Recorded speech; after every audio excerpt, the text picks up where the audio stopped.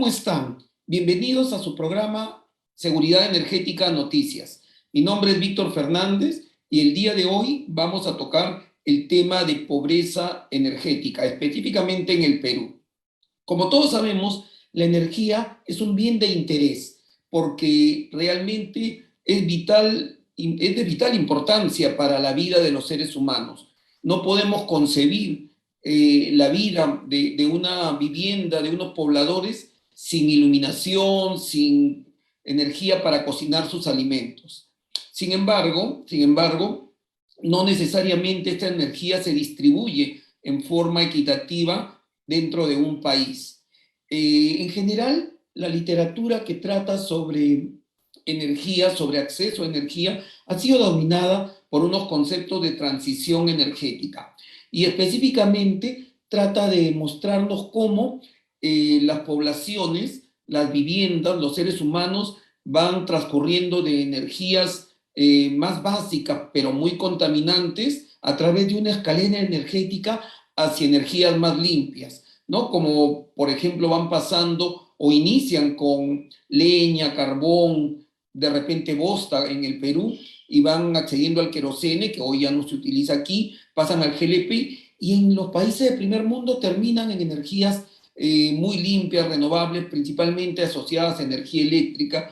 En el Perú, a partir del siglo XXI, nosotros pasamos del GLP hacia el gas natural. Sin embargo, también seguro tenemos una visión de energías más renovables. Sin embargo, como hemos dicho, a la hora de distribuir esta energía no llega equitativamente para todos los peruanos. Es así que el día de hoy nos vamos a concentrar en el tema de pobreza energética en el Perú. Y para esto tenemos a un invitado especial, y voy a leer acá un poco un resumen de su amplia experiencia. Él es Carlos Renato de los Santos Lacerna, es PhD en Ingeniería, también es doctor en Economía, magíster en Administración, tiene un posgrado en Políticas Públicas, y no solo es ingeniero, sino también es abogado, por supuesto, ingeniero colegiado, es integrante de la Comisión de Seguridad Energética del Colegio de Ingenieros y ha sido docente de posgrado en la UNI y actualmente es docente de posgrado en Economía de la Universidad Nacional Mayor de San Marcos. En general es un experto en política y en seguridad energética y ha sido consultor en política energética en Colombia, Chile, México y por supuesto en el país, ¿no? Actualmente, da mucho apoyo y trabaja con las mesas de trabajo, valga la redundancia, en el Ministerio de Energía y Minas, en el OCINERMIN y en la Comisión de Energía y Minas del Congreso. Y ha hecho, bueno, realmente una trayectoria muy larga en estos 26 años de experiencia profesional. Bienvenido, ingeniero Carlos de los Santos. ¿Cómo le va, colega ingeniero Víctor Fernández? Efectivamente, yo creo que la introducción que usted ha dado es bastante pertinente. El tema de energía no solamente es de interés nacional, creo que cruza todo tipo de frontera. Hoy día se analiza como siempre, ya como parte, cuando se analiza la pobreza en sí, a nivel multimodal, a nivel también multidimensional, y siempre se analiza desde varios aspectos. Y uno de estos temas es justamente hablar de la energía. Yo te agradezco mucho la invitación. Espero que podamos hoy día sembrar varias ideas básicas, cómo está posicionada la pobreza energética, cómo está de alguna manera en nuestro país, cuáles son los avances que hayamos realizado y cómo esto se está viendo en el país, en el mundo entero completamente, ¿no? Todo lo que es pobreza energética. Perfecto. Ok, entonces para ir introduciéndonos en este tema, vamos a hablar de una forma de definición de lo que es pobreza energética y específicamente cómo se mide, ¿ok? Ok, yo te pediría que para eso me permitas ayudar, debido a que íbamos a tener hoy día una entrevista. He trabajado en una exposición. Ok, ok. ¿Te la subo, por favor? Claro que sí. Compartamos el documento. Ya. Seguramente que ahí ya los que nos visitan y nos están viendo podrán ver ahí nuestra primera parte, cómo estamos presentando, pobreza energética en el Perú. Y para hablar de este tema, habría que pegarnos primero dónde nace este simposio de diferentes ideas, que es Europa la que centra el primer tema de agenda como pobreza energética. La Asociación de Ciencias Ambientales de España comenzó a trabajar en este tema y dijo, ¿qué es la pobreza energética? ¿Dónde parte la pobreza energética? Y para Europa, porque nosotros estamos trabajando en unas ideas dentro de la Comisión de Seguridad Energética que usted preside, y estamos trabajando en el grupo de trabajo de pobreza energética algo más pegado al Perú. Sin embargo, hay que ver de dónde nace esta situación o este enfoque. Pues, como bien dice la Asociación de Ciencias Ambientales, la pobreza energética es una combinación del ingreso bajo, de la renta familiar, de los precios de energía, de la calidad de vivienda y cómo esto entra a tallar desde el efecto en las tarifas propiamente social o de posiblemente alcance de una familia. Es así que cuando hace el análisis España, ellos definen, puede decirse que un hogar que está en situación de pobreza energética, cuando es incapaz de pagar la cantidad de servicios, de la energía suficiente para la satisfacción de sus necesidades domésticas.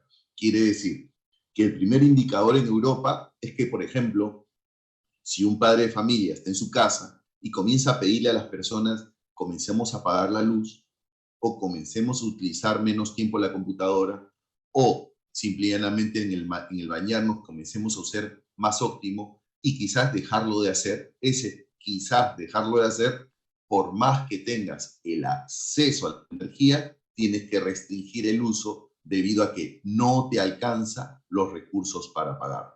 Entonces, este nuevo concepto entra más allá de tener el acceso a la energía, el no tener la capacidad de poderlo pagar. Entonces, entra ahí este concepto.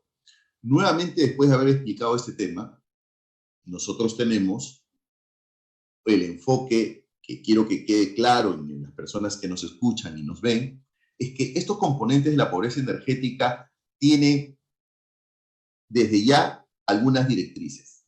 Cómo trabaja la renta familiar, los precios de la energía y la calidad de la vivienda. Y todo ese enfoque lo ven como componentes en la pobreza energética, cada uno apretando a que el ajuste genere que lo uses menos. Miren el enfoque que tiene Europa. Europa es, tienen acceso a la energía, pero no tengo plata para pagar. ¿Eso puede estar pasando en Perú o cuál sería el enfoque en Perú? Eso es lo que hemos trabajado un buen grupo de ingenieros en segmentar, señalar y corregir qué deberíamos hacer en el Perú y si ya existe pobreza energética en el Perú. Porque le cuento algo, el concepto dentro del glosario de energía y minas de nuestro ente rector, que vendría a ser el Ministerio de Energía y Minas, no existe el término pobreza energética. Hoy día ya se usa en algunas universidades, lo usa un docente también en la Católica en el momento de enseñar su enseñanza, lo utilizan también en ESAN, en el tema de posgrado, maestría de energía, lo usa en la UNI también, en la enseñanza propiamente de los alumnos. Sin embargo, no está definido como un concepto único dentro de un glosario y debidamente determinado en la política de Estado. Sigamos.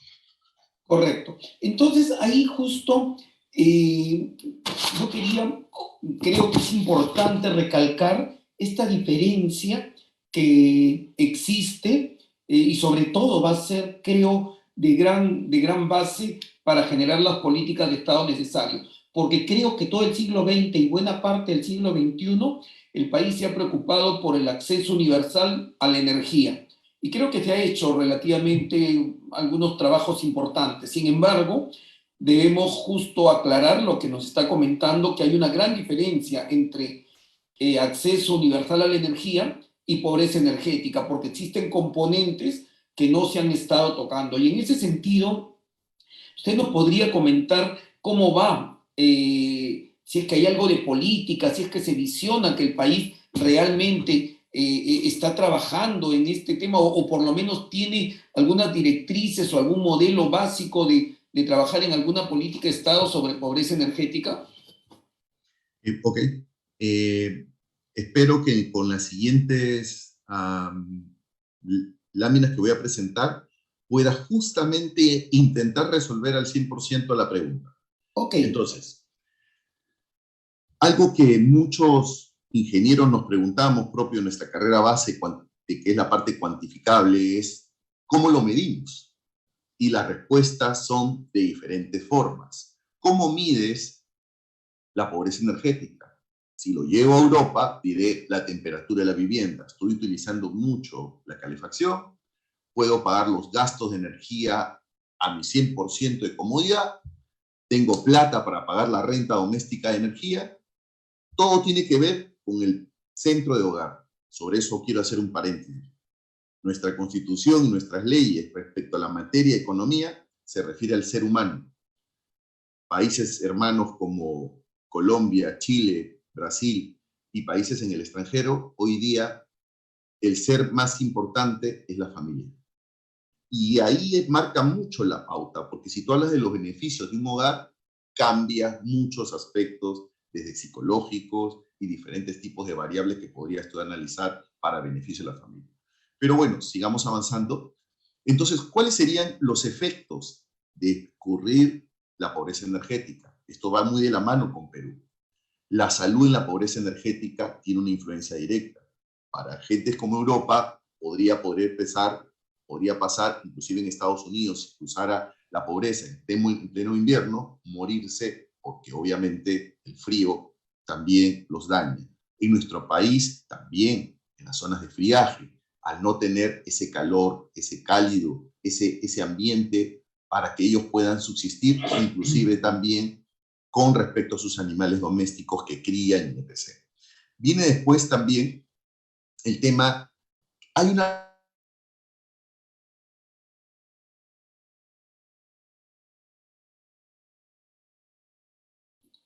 Creo que momentáneamente se ha ido la señal. Vamos a esperar un momento. Ok, adelante. Sí, sí, ok. Entonces, para las personas que nos escuchan, decía en el tema económico, ya. Como les decía, cuando nos referimos a pobreza energética y desempleo, para los economistas y ingenieros que les gusta el tema de la proyección económica, hay una pregunta que siempre nace cuando revisamos la pobreza energética como tal, si es que la pobreza energética y el desempleo tienen una relación directa. Pues la respuesta es sí, existe una relación directa y mucho más hoy día en época virtual, donde dependemos del Internet, donde dependemos de la información, donde dependemos del uso de la PC, la corriente que te da este Internet, y sí existe una relación directa. Cuando hemos estado trabajando en el colegio de ingenieros, en el Consejo Departamental de la Comisión de Seguridad Energética, hemos sido muchos profesionales ir buscando a definir qué es la pobreza energética y cómo la podríamos definir. Y para eso hemos estado trabajando ya en una propuesta para el país. ¿Con qué concepto? Entiéndase por pobreza energética aquella situación, porque es un momento, un espacio en el tiempo, que sufren los hogares que no pueden acceder a los servicios energéticos básicos y suficientes que les permitan satisfacer sus necesidades domésticas, obligándolos a destinar una parte importante de sus ingresos para enfrentar el gasto que demanda del consumo energético de sus viviendas o también tener que recurrir al uso de materiales nocivos para la salud. ¿Qué es lo que estoy enfocando? ¿Qué es lo que enfoca el equipo técnico de ingeniería que ha trabajado este concepto? Enfoca posibilidades como, por ejemplo, la leña. La leña, si a una persona cae en la leña porque no tiene el acceso energético, simple y llanamente está haciendo algo nocivo para su salud. Si una persona, de alguna manera, no puede pagar el consumo energético de sus viviendas, porque no puede con el gasto, también es pobreza energética. Y todo está concadenado. Hoy día podemos llegar inclusive a hogares donde por no tener el pago para el GLP o no tener el acceso tampoco al gas natural, tienen que recurrir a la leña. Y si recurres a la leña es porque no te alcanza. Caso, por ejemplo, en nuestro país, ollas comunes. Las ollas comunes hoy día buscan sol a sol, cada minuto, para poder contener y poder atender quizás de 90 a 100 familias. No nos olvidemos que nuestro país, después del COVID, ha caído en un promedio de entre 30 y 35% de pobreza. Hay algunos autores que hablan de 27 y 28% y otros que hacen el análisis de encuestas, como son Apoyo, Datum y Macen, que hablan de un 31 a 33% en ciertos casos. Y en las zonas rurales, sí, esto se ha incrementado. Entonces, quiere decir que si nos ponemos en una línea media del 30% de pobreza, de cada 10 peruanos, 3 no tienen plata para pagar la energía, por más que entre ese grupo que estoy segmentando no tengan los recursos para, no tengan la energía, pero no tengan los recursos para pagarlos. Ok, ok. Dicho esto, una pregunta que nace, que vamos a entrar a la parte de justamente a la buena pregunta que usted realizó, ingeniero, respecto a la accesibilidad o cómo entra aquí el acceso a la energía. Ya ha habido un colega que es el Paul Vega y Lucio Sánchez Povis, ambos son profesores de Derecho en la Universidad Pontificia de la Católica del Perú, donde ya han definido que el Estado peruano tiene que erradicar este tipo de pobreza. No lo refiere necesariamente, ni lo incluye, ni lo define como concepto, pero si se dan cuenta, ya lo utiliza como concepto la pobreza energética. No son parte de ingeniería, no son la parte propiamente de nuestro capítulo, pero sí lo toca como parte del derecho administrativo dentro de la política de Estado que tiene que estar desarrollado. Luego, cuando hablamos ahí a darle la respuesta a la pregunta que usted refirió, acceso universal, ¿cuáles serían las diferencias? Pues las diferencias estaría en el acceso propiamente.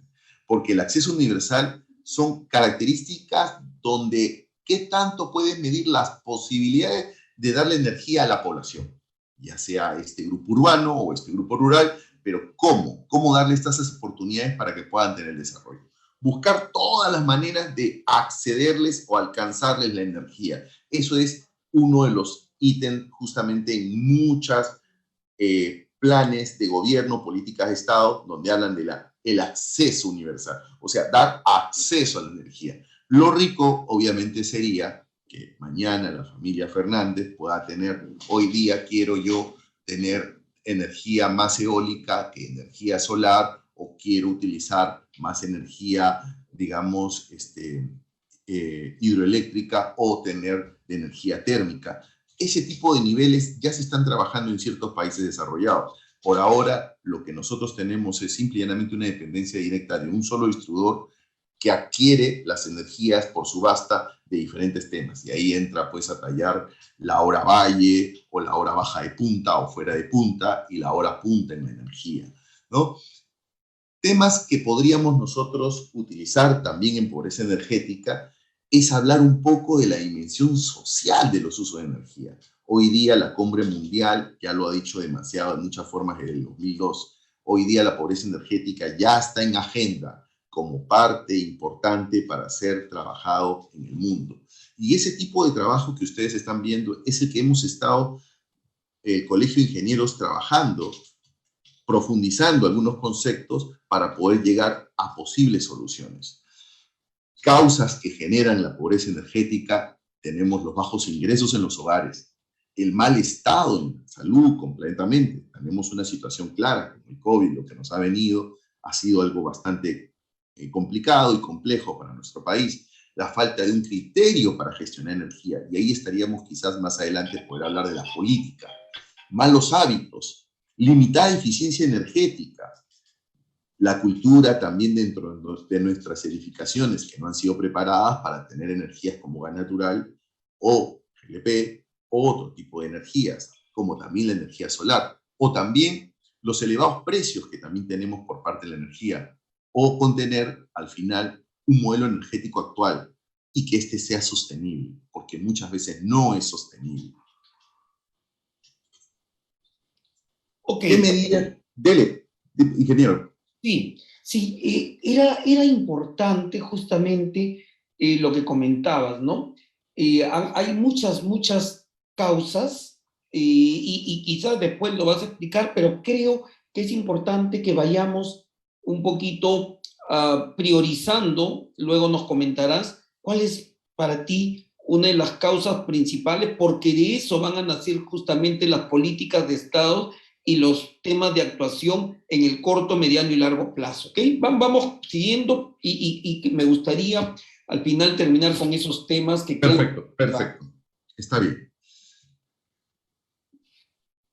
La política energética nacional del Perú, que nos sigue del 2010 al 2040, donde usted también ha sido parte de ese trabajo arduo que hizo el equipo del Ministerio de Energía y Minas, el equipo Sinermin y el equipo de todas las profesionales que aportaron gustosamente hasta el 2010 para realizar una política a futuro, tenía la matriz energética, que hoy día no es nuestro tema, abastecimiento energético competitivo, que hoy día no es el tema, y hablaba de acceso universal de suministro energético.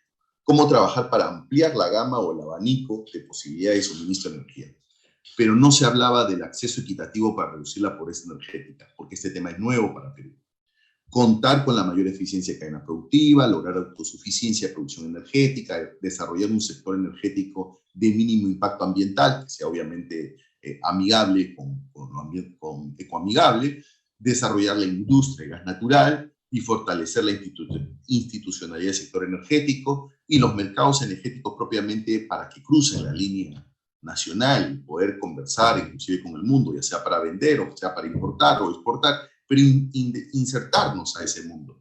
Pero el acceso equitativo para reducir la pobreza energética es un tema que hoy día el Consejo Departamental está proponiendo como una solución dentro de la política nacional del Perú. Y ahí si nos centramos a la pregunta es, por ejemplo, ¿qué ve o qué observa el acceso universal al suministro energético y qué debería haber para reducir propiamente la pobreza energética? El acceso universal al suministro energético es buscar alcanzar la cobertura. Eso es lo más importante, ya sea con electricidad e hidrocarburos. Involucrar a todas las comunidades locales en formular los programas de energización rural. Impulsar el uso productivo de la energía en zonas aisladas, rurales, urbano, marginal. Y así como priorizar la construcción de sistemas de transporte que garanticen la seguridad, confiabilidad del sector eléctrico. Pero, ¿qué busca cuando hablas de reducir la pobreza energética? Los lineamientos son subsidiar de manera temporal, oportuna y focalizada el costo de la energía en los segmentos poblacionales de bajos ingresos en primer lugar. De ahí buscar reducir los costos de energía para esas familias vulnerables. Ya estamos focalizando. Promover y articular el desarrollo de actividades no agrícolas que generan mayores ingresos. Aumentar la participación de las familias vulnerables en organizaciones locales. Incrementar el flujo de información, de capacitar, porque muchas familias vulnerables, cuando adquieren un artefacto eléctrico, probablemente por el ahorro de precio, compran un artefacto con mayor consumo de energía, pensando que estás ahorrando en tu compra inmediata, pensando en tu inversión inicial. También es incrementar los proyectos de reducción energética de atención inmediata para todo el acceso de energía.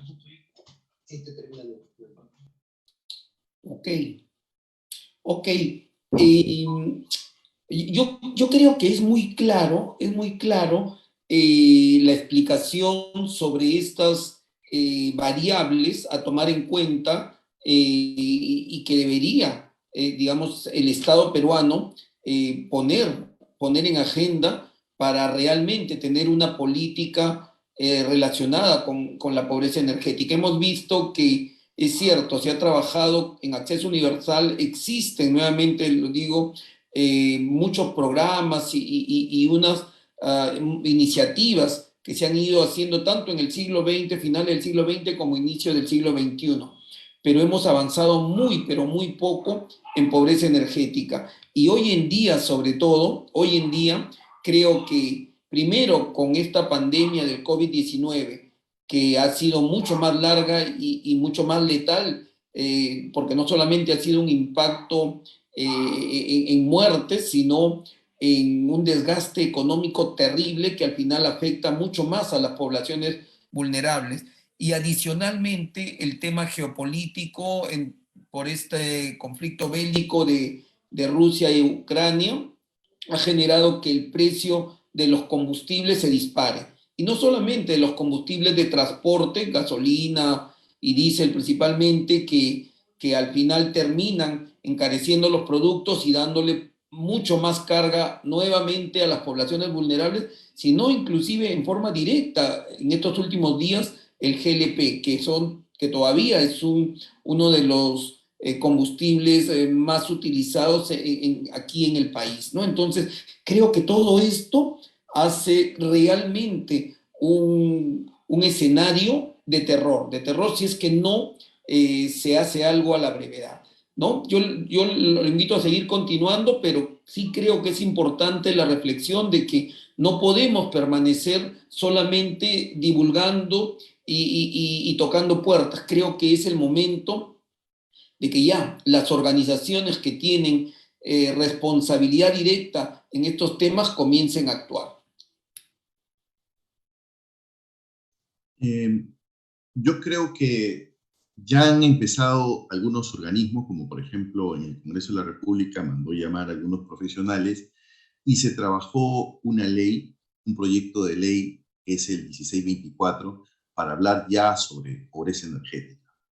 ¿Y por qué se centró para un congresista en específico? Porque este congresista justamente tiene la particularidad que al ser de Amazonas, es el congresista Montalvo Cubas, él centró porque en el momento del análisis se tenía el cuadro que la región con más, de acuerdo a los indicadores, como los explicábamos, cómo se mide la pobreza energética, para el Perú es Amazonas. Quiere decir que se cumplen los tres conceptos principales o los tres ingresos de información de insumo. Primero, tiene energía, pero la poca energía que tiene es carísima. Dos, no tiene tanta energía en muchas zonas rurales, etc. y espacios. Y la poca energía que tiene no es de calidad. No llega, por decir, durante 24 horas, ni siquiera en la media de 8 horas, sino en una media de 4 horas. Y la tercera es que teniendo agua por los diferentes caudales, teniendo sol, o sea, tiene los potenciales para desarrollar energía, no tiene energía eléctrica, teniendo también entre ellos indicadores de pobreza en la salud, entre ellos otros tipos de pobreza. ¿Quiénes son los que lo siguen a Amazonas? Amazonas tiene actualmente 189.97 kilowatt hora por habitante. Le sigue Huánuco con 284.37 kilowatt habitante. Le sigue San Martín con 343, Ayacucho con 395 kilowatt hora, Huancavelica con 438.40 kilowatt hora. Mientras que en Lima el consumo per cápita bordea los 1.600 kilowatt hora per cápita y a nivel Perú la media es 1.404. Quiere decir que nosotros, cuando hemos hecho el análisis de referente a cómo está ubicada la pobreza energética, encontramos que ya existe una estadística, existe un trabajo que falta concadenar, falta articular y falta darle esta información. Por eso que la propuesta del colegio primero ha sido, tenemos que trabajar en una política que sea actualizada, porque lo más importante es actualizar la política. ¿Qué acciones podemos tomar para mejorar? Muy bien, menciono la palabra, retomo la palabra, estamos en una situación de terror, efectivamente. Por un lado, tenemos la reducción en los últimos 30 años de producción de petróleo que pasaba a los 140.000 barriles día a no más de 40.000 barriles día. Acá ha habido una falta ya sea de intervención del Estado, qué pasó con las concesiones, qué ocurrió y qué podríamos hacer para mejorar ese combustible fósil que mientras que no cambie la matriz energética va a seguir siendo requerido. ¿Qué pasó con el gas natural durante los últimos 20 años para que de alguna manera esto que fue concesionado debidamente a diferentes empresas no haya terminado en una masificación como se planeó en el momento que se concesionó? ¿Qué pasó? Es parte del análisis que tienen que hacer el Ejecutivo. ¿Qué pasó? ¿Por qué pararon las hidroeléctricas? Sabiendo que la energía hidroeléctrica es la más barata en el mundo. No hay energía más barata que la hidroeléctrica. ¿Qué pasó? ¿Por qué lugares como, por ejemplo, hemos tocado el caso de Amazonas, no tenga, de acuerdo a la gran cantidad de ingreso de agua y caídas de agua, no tener hidroeléctricas que puedan iluminar Amazonas y ser más bien el que le brinda energía, le pueda brindar energía a quizás Cajamarca o le pueda brindar energía a otros lugares más lejanos que Cajamarca? Y no más bien requerir que se conecte por interconexiones desde Chiclayo o desde el oriente, de otras zonas distintas a la que tenga Amazonas para darles corriente a la población. Todo este tipo de trabajo se tiene que concadenar y ordenar. El gas natural sigue siendo una muy buena oportunidad en lugares donde haya la posibilidad de desarrollar. Se tiene que ingresar ya a la concentración y al GNL para poder transportarlo y que este mismo pueda también ser interconectado o conectado a ciertos lugares. Tenemos que, creo que, empezar una gran revolución de espectro de energía. Y algo que viene muy por delante, don Víctor, y que nuestro colegio quizás lo va a tomar en agenda en los próximos meses, es la electromovilidad. La electromovilidad es una oportunidad que ya países como Europa está apuntando a tener 40 a 45% de todo su parque automotor bajo energía. Chile ya avanzó, tiene el programa taxi eléctrico, ya avanzó con el tema de vehículos eléctricos y diferentes beneficios. Ya muchos países de Europa están dando muchos beneficios tributarios, inclusive para el tema eléctrico. Yo creo que la población lo que necesita es una apertura de competencia entre los mismos tipos de energía para que cada uno de ellos pueda tener una mejor oferta y demanda en el precio. Nuestra Constitución habla de una oferta dentro de la demanda que le llamamos nosotros social de mercado. Y este mercado va a trabajar de esa manera y va a tener ese trabajo si solamente podemos justamente abrir el abanico de la competencia.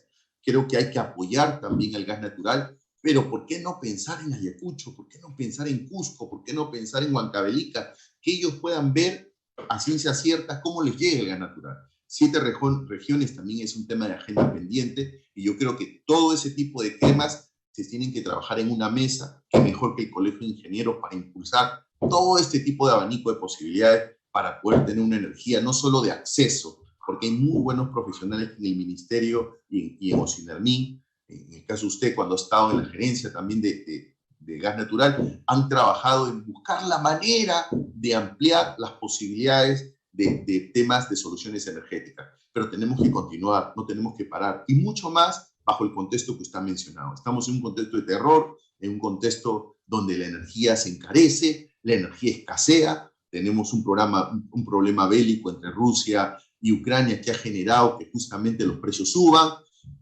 no se había trabajado en almacenamientos, tenemos una gran debilidad en el país de almacenamientos y reserva de seguridad energética que tenemos que trabajar.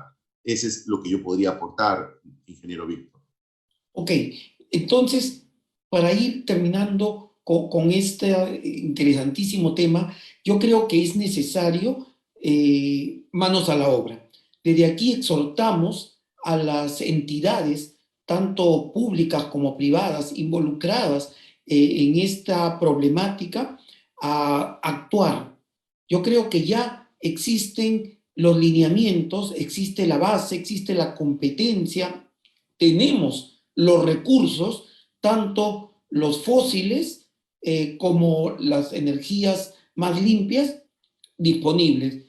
Y pensemos, por favor, hemos hecho una, digamos, una masificación, entre comillas, o hemos dotado a poblaciones de gas natural. Sí, en estos 20 años de gas natural, prácticamente la costa, toda la costa peruana, tiene acceso al gas natural, ¿no? Y tiene concesionarios, pero nos hemos olvidado o por diferentes circunstancias no se ha viabilizado justamente las poblaciones vulnerables. La gran cantidad de población vulnerable en el país se encuentra en la sierra y en la selva, y ahí no tenemos la presencia del gas natural.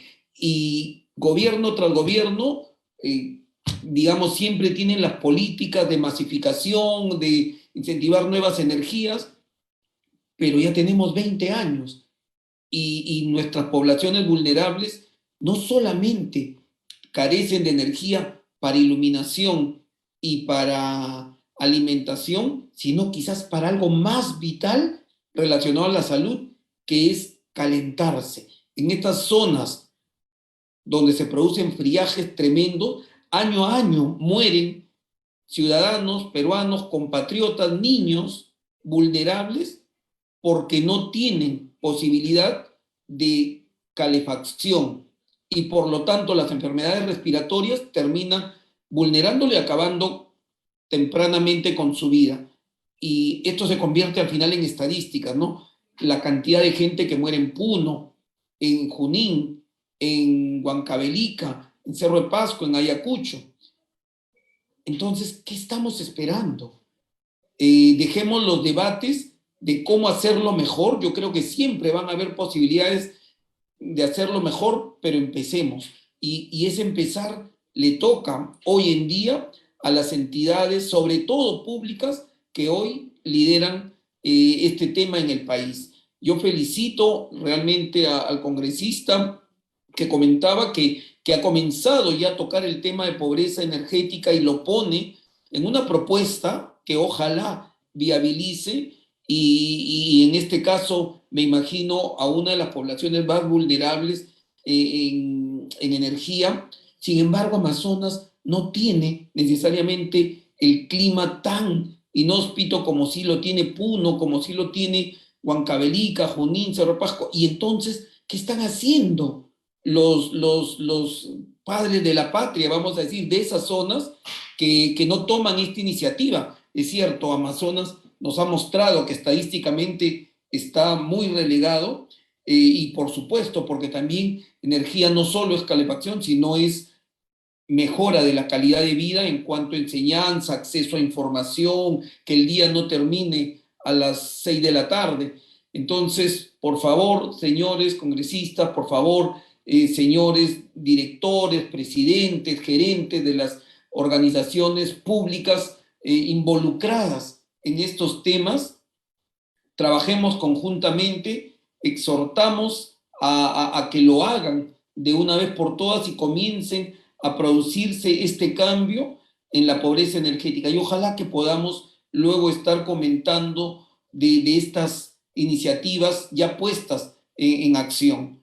Muchas gracias, ingeniero Carlos, por sus comentarios, por traer este tema tan importante para el país que muchas veces se deja de lado, muchas veces se deja de lado y creo que no podemos como ingenieros, como ciudadanos, no vernos afectados porque este problema se está radicalizando cada vez más debido a las circunstancias y los escenarios actuales. No sé si tiene algún comentario final para despedirnos. Solo sumaría que a lo dicho, existe hoy día un promedio de 10.311 ollas comunes, sin contar los comedores populares, sin contar los lugares de caliwarma que tienen ya un apoyo dirigido de MIDIS, de las cuales del sondeo que hemos empezado a realizar con el equipo, no menos del 95% de familias que trabajan, porque son madres de familia, muchas veces las que trabajan en ollas comunes, están utilizando leña. Y es porque no les alcanza ni tampoco tienen el acceso de los recursos. Y creo que lo que tú has dicho es muy cierto. Creo que el Colegio de Ingenieros y los técnicos que existen ahí con tanta experiencia pueden ayudar en cada política pública, en cada política de Estado, para justamente reducir esta pobreza energética que hoy día la podemos apreciar rápidamente, no solamente hoy día en la zona rural, sino en la zona urbana, donde vemos todos estos efectos. Yo te agradezco mucho, Víctor, espero que hayamos despertado el interés en los que nos escuchan, despertar el interés en los ingenieros, y sí, efectivamente, hay que meterle mucho punche ahora, mucha fuerza, mucha energía, ¿por qué no?, a reducir esta pobreza energética, que el Perú ya es parte de una estadística a nivel Sudamérica con esta pobreza energética. Es necesario medirlo para poder corregirlo y poder controlarlo y poder hacer varias formas que podamos ayudar. y espero que la Comisión de Seguridad Energética tome esto para después entregar nuestras mediciones a fin de diciembre, cómo va la nueva pobreza energética. Habremos mejorado los factores, habremos reducido, ¿qué vamos? Y en ese trabajo es el que estamos haciendo, también apoyando al Congreso de la República en que salga con este tipo de información, porque hay que alcanzarle la data y la información para que ellos también puedan despertar hasta estas ideas y poder dar solución a los pueblos que los eligieron. Gracias, don Víctor. Ok, muchas gracias. Bueno, vamos dando finalización a este interesante e importante programa.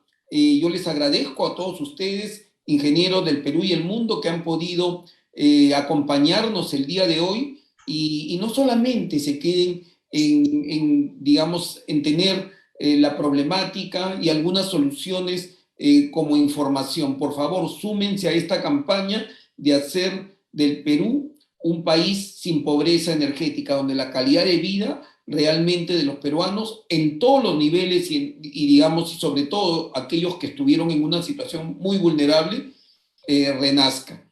Gracias a todos ustedes por seguirnos. Los invitamos a que nos escriban a través de la página de Facebook del Colegio de Ingenieros del Perú, y estaremos con ustedes en una próxima ocasión tocando otros temas interesantes y relevantes para la vida energética del país. Muchas gracias y hasta la próxima. Gracias, hasta luego. Hasta luego.